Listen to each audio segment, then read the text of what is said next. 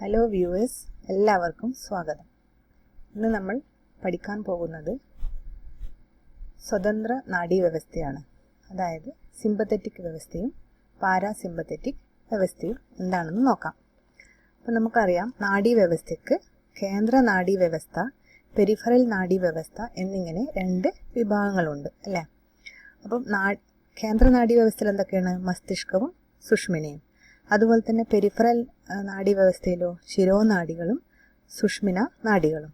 അപ്പോൾ ബ്രെയിനിൽ നിന്ന് പുറത്തേക്ക് വരുന്ന നാഡികൾ അല്ലെങ്കിൽ നെർവിനെയാണ് നമ്മൾ ശിരോനാഡികൾ എന്ന് പറയുന്നത്. ബ്രെയിനിൽ നിന്ന് പുറത്തേക്ക് വരുന്ന നെർവിനെയാണ് ശിരോനാഡികൾ എന്ന് പറയുന്നത്. അത് 12 ജോഡികളുണ്ട്. 32 മുഴുവനായിട്ടൊപ്പം 24 എണ്ണം. അതുപോലെ തന്നെ സുഷ്മിന നാഡികൾ സ്പൈനൽ കോഡിൽ നിന്നും പുറത്തേക്ക് വരുന്ന നെർവിനെയാണ് നമ്മൾ സുഷ്മിന നാഡികൾ അല്ലെങ്കിൽ സ്പൈനൽ നെർവ് എന്ന് പറയുന്നത്. എത്രയുണ്ട്? 31 ജോഡി, അതായത് 42.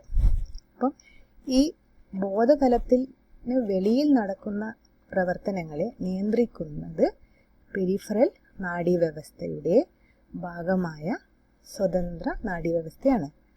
ആ സ്വതന്ത്ര നാഡീവ്യവസ്ഥയാണ് ഏത്? സിമ്പത്തറ്റിക് വ്യവസ്ഥയും പാരാസിമ്പത്തറ്റിക് വ്യവസ്ഥയും ചേർന്നതാണ് സ്വതന്ത്ര നാഡീവ്യവസ്ഥ. അപ്പോൾ സിമ്പത്തറ്റിക് വ്യവസ്ഥയും പാരാസിമ്പത്തറ്റിക് വ്യവസ്ഥയും ചേർന്നതാണ് സ്വതന്ത്ര നാഡി വ്യവസ്ഥ എന്ന് പറയുന്നത്. അപ്പോൾ എന്താണ് സിമ്പത്തറ്റിക് വ്യവസ്ഥ? അതായത് നട്ടെല്ലിൻ്റെ ഇരുവശത്തുമുള്ള ഗാംഗ്ലിയോൺ ശൃംഖലയെയും അവയോട് ബന്ധപ്പെട്ട നാഡീകേന്ദ്രങ്ങളെയും ചേർന്നാണ് സിമ്പത്തറ്റിക് വ്യവസ്ഥ എന്ന് പറയുന്നത്. നട്ടെല്ലിൻ്റെ ഇരുവശത്തുമുള്ള ഗാംഗ്ലിയോൺ ശൃംഖലയെയും അവയോട് ബന്ധപ്പെട്ട നാഡീകേന്ദ്രങ്ങളെയും ചേർന്നതാണ് സിമ്പത്തറ്റിക് വ്യവസ്ഥ. അപ്പം ഇതിൻ്റെ ധർമ്മം എന്താണ്? ശാരീരിക പ്രവർത്തനങ്ങളെ ഉത്തേജിപ്പിക്കുകയാണ് ഏത്? സിമ്പത്തറ്റിക് വ്യവസ്ഥയുടെ ധർമ്മം. ശാരീരിക പ്രവർത്തനങ്ങളെ ഉത്തേജിപ്പിക്കുക, അതാണ് ഈ സിമ്പത്തറ്റിക് വ്യവസ്ഥയുടെ ധർമ്മം. അപ്പോൾ പാരാസിമ്പത്തറ്റിക് വ്യവസ്ഥ എവിടെയാണ് കാണുന്നത്? മസ്തിഷ്കത്തിൽ നിന്നും സുഷ്മിനയുടെ അവസാനത്തെ ഗാംഗ്ലിയോണിൽ നിന്നും പുറപ്പെടുന്ന ചില നാഡികൾ ചേർന്നതാണ് പാരാസിമ്പത്തറ്റിക് വ്യവസ്ഥ. അപ്പം അടിയന്തര സാഹചര്യങ്ങളിൽ സിമ്പത്തറ്റിക് വ്യവസ്ഥയും പാരാസിമ്പത്തറ്റിക് വ്യവസ്ഥയും പ്രവർത്തിക്കുന്നത് എങ്ങനെയാണെന്ന് നമുക്ക് നോക്കാം. അപ്പം ഇതാണ് നമ്മുടെ സിമ്പത്തറ്റിക് വ്യവസ്ഥ. അതുപോലെ തന്നെ ഇതാണ് പാരാസിമ്പത്തറ്റിക് വ്യവസ്ഥ. അപ്പോൾ സിമ്പത്തറ്റിക് വ്യവസ്ഥ എന്താണ്? നട്ടെല്ലിൻ്റെ ഇരുവശത്തുമുള്ള ഗാംഗ്ലിയോൺ ശൃംഖലയും അവയോട് ബന്ധപ്പെട്ട എന്തെന്ന്?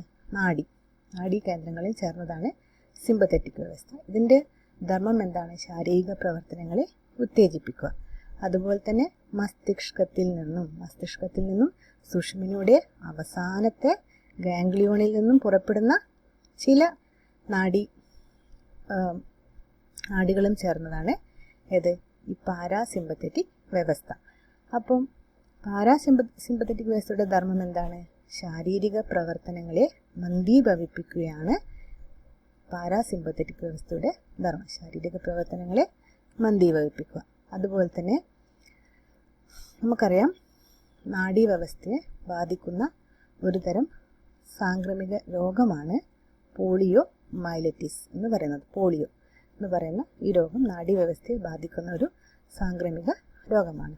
അപ്പം ഞാൻ നേരത്തെ പറഞ്ഞിട്ടുണ്ട്, സിമ്പത്തറ്റിക് വ്യവസ്ഥ എന്ന് പറയുന്നത് ശാരീരിക പ്രവർത്തനങ്ങളെ ഉത്തേജിപ്പിക്കുകയാണ് ഇതിൻ്റെ ധർമ്മം. അപ്പോൾ അടിയന്തര സാഹചര്യങ്ങളിൽ എന്ത് ചെയ്യും?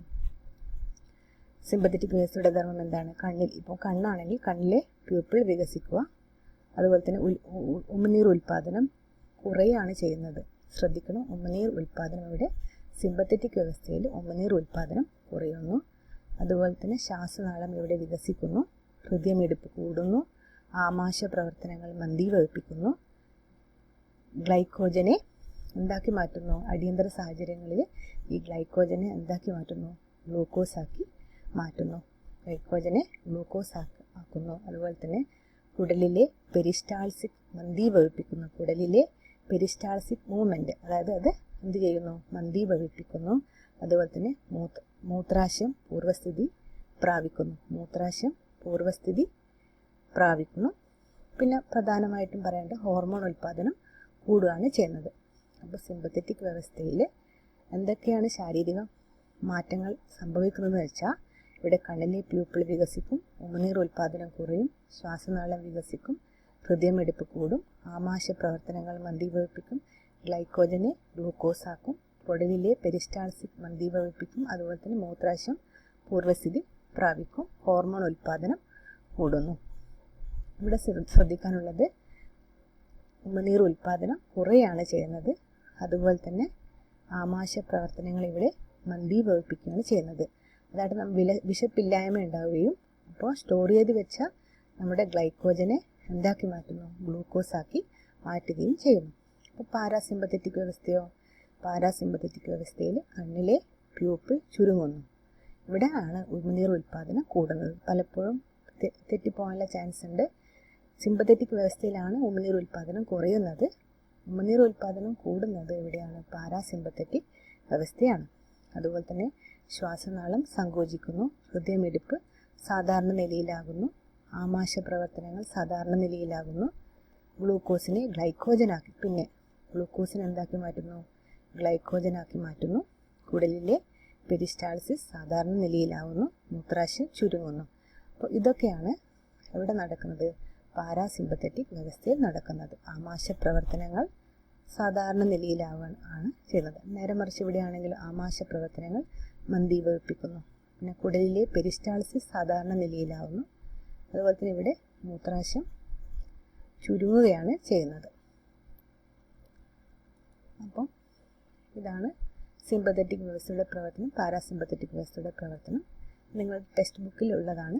ഇതിപ്പം പറഞ്ഞ കാര്യങ്ങൾ തന്നെ ജസ്റ്റ് ഒന്ന് ഡയഗ്രാം നോക്കിയിട്ട് സ്വന്തമായിട്ട് നിങ്ങൾ പഠിക്കാൻ ശ്രമിക്കുക. അടുത്തത് നാഡീവ്യവസ്ഥയും തകരാറുകളും. ആരോഗ്യപൂർണമായ നാഡീവ്യവസ്ഥയാണ് ശരിയായ ശാരീരിക പ്രവർത്തനങ്ങൾക്ക് അടിസ്ഥാനം, അല്ലേ? ആരോഗ്യപൂർണമായ നാഡീവ്യവസ്ഥ ഉണ്ടെങ്കിൽ ശരിയായ ശാരീരിക പ്രവർത്തനങ്ങൾ നടക്കും. നാഡീവ്യവസ്ഥയിലെ ചെറിയ തകരാറുകൾ പോലും ഗൗരവമായ ആരോഗ്യ പ്രശ്നങ്ങൾക്ക് കാരണമാകും. നാഡീവ്യവസ്ഥയെ ബാധിക്കുന്ന ചില രോഗങ്ങളാണ് ഏതൊക്കെ? പേവിഷബാധ. എന്താണ് പേവിഷബാധ മെയിനായിട്ട് ബാധിക്കുന്നത് നമ്മുടെ തലച്ചോറിനെയാണ്. അവിടെ എന്ത് ക്രിയേറ്റ് ചെയ്യും? നെഗ്രി ബോഡീസ് എന്ന് പറയുന്ന ഒരു പ്രോട്ടീൻ ക്രിയേറ്റ് ചെയ്യപ്പെടുക ചെയ്യുന്നത്. അതുപോലെ മൂർഖൻ പാമ്പിൻ്റെ വിഷം, ഇത് എവിടെ ബാധിക്കുന്നത്? കേന്ദ്ര നാഡീവ്യവസ്ഥയാണ് ബാധിക്കുന്നത്. അതുപോലെ തന്നെ ഈ പേവിഷബാധക്ക് വേറൊരു പേരാണ് ഹൈഡ്രോഫോബിയ. ഇനി ഇവിടെ നാഡീവ്യവസ്ഥയെ ബാധിക്കുന്ന മറ്റു ചില രോഗങ്ങളാണ് പറയാനുള്ളത്. ആദ്യത്തേത് അൽഷിമേഴ്സ് എന്നാൽ എന്താണ്?